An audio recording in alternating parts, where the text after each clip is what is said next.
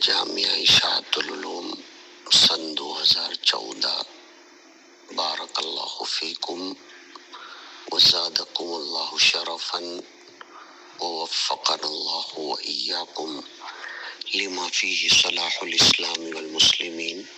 السلام علیکم ورحمۃ اللہ وبرکاتہ۔ نہایت افسوسناک خبر گزشتہ کل شام کو عجیب و غریب کیفیت کے ساتھ سننے میں آئی کہ ہمارے پیارے محبوب عزیز محنتی شرافت کے حامل نیک صالح قرآن کریم کی خدمت کرنے والے مولوی مختار سلوڑی خدائے پاک کی تقدیر سے مقرر کردہ ایک بیماری کا شکار ہو کر مختصر سی علالت کے بعد اللہ کے جوار میں پہنچ گئے۔ انا للہ و انا الیہ راجعون۔ ان للہ ما اعطى وكل شيء عنده بأجل مسمى وله ما اخذ فعلينا ان نصبر ونحتسب۔ عجیب انسان کی زندگی ہے یہ، ہمارا فاضل اور آپ سب کا ساتھی بہت سی صلاحیتوں اور صالحیت کا حامل اور مالک تھا،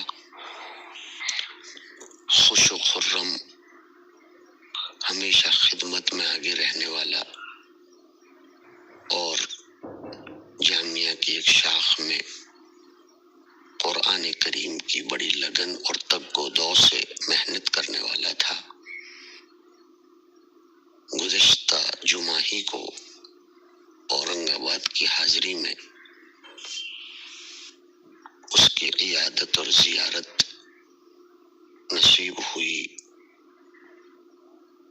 بے ہوشی کے عالم میں تھا۔ تحقیقات سے یہ پتہ چلا کہ مدرسے ہی میں اسے اچانک عارضہ قلب اور عارضہ دماغ پیش آیا، اور بس اسی وقت سے وہ بے ہوش ہو گیا تھا۔ بعد میں ہوش نہیں آ پایا۔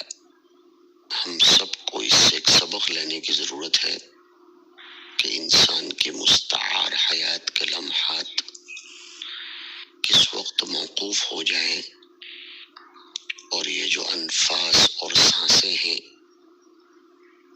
وہ کب رک جائیں کچھ کہا نہیں جا سکتا۔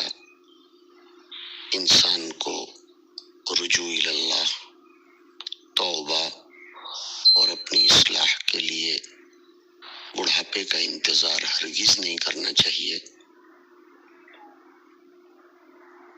بلکہ ہر وقت استعداد الموت ہونی چاہیے۔ اللہ تبارک و تعالی ہمارے اس فاضل کے درجات کو بلند فرمائے، شہادت کی موت نصیب فرمائے، اس لیے کہ وہ اپنے وطن سے دور خدمت قرآن کرتے کرتے اس طرح بیماری کا شکار ہو کر چل بسا۔ سعادت کی بات ہے کہ خدمت قرآن کے ساتھ شغف رکھ کر وہ گیا۔ تموتون کما تحیون وتحشرون کما تموتون۔ اللہ رب العزت جنت میں بھی اس کو ان ننھے بچوں کی تعلیم و تدریس کی خدمت عنایت فرمائے جو اس دنیا سے پڑھتے پڑھتے چلے گئے ہیں۔ اللہ ان بچوں کے تکمیل کی سعادت اسے جنت میں نصیب فرمائے، اس کے والدین کو، اس کے اہل خانہ کو، صبر جمیل نصیب فرمائے، اور اس کے چھوٹے چھوٹے بچوں کی اللہ پاک حسن کفالت فرمائے۔ میں آپ سب کے غم میں برابر کا شریک ہوں، دعا کرتا ہوں اور کرواتا ہوں۔ والسلام علیکم ورحمۃ